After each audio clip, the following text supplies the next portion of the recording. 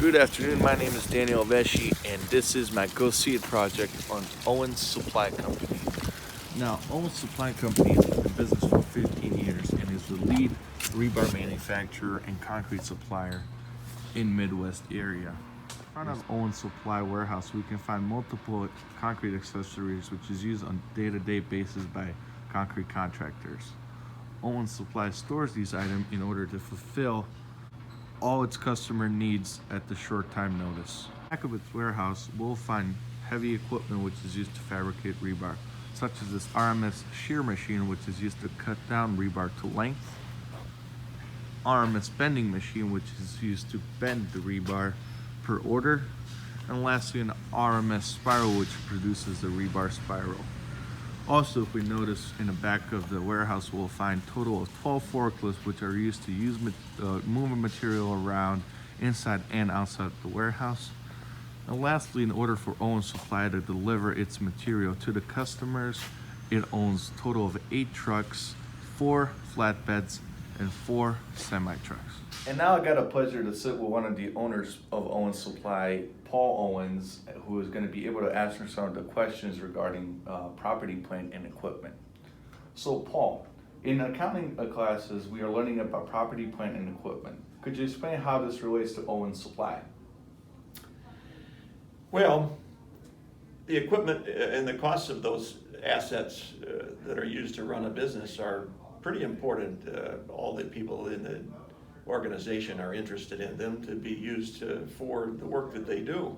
A rolling stock, like the trucks and cars that are used in delivery and travel in the business, are allocated to those that need them on a first come, first served basis, unless there's a conflict, and then we resolve that by looking at the business opportunity that's at stake, and the most profitable opportunities get first choices on the allocation of the assets. We have production machines in the plant and handling equipment for moving materials. Those are all worked out in about the same way.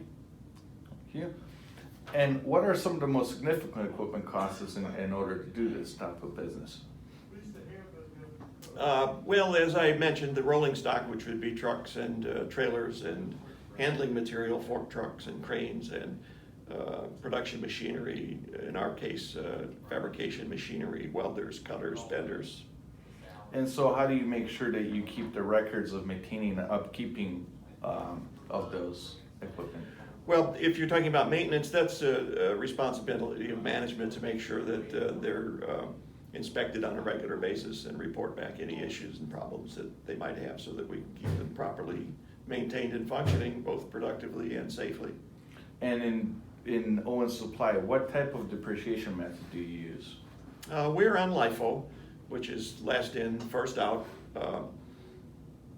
For us, it's not really a big issue whether we choose FIFO or LIFO, because prices don't change dramatically or quickly in our business too much. So it really isn't a great concern for us. Yeah, thank you. And last question is, would it be more likely for Owens Supply to sell the old equipment at the end of its use, or is it promptly retired and disposed of? Well, 2 issues there. If the equipment is completely depreciated but yet still functioning very well, it hasn't been really overutilized. If it still has more than 50-60% of its life left in it, we'll continue to use it. Unless, of course, we have a profitable year where we need to take advantage of the Section 179 deduction opportunities on our tax return, and then we would replace it with a new asset, even though it was still useful. Thank you, Paul. I appreciate your time.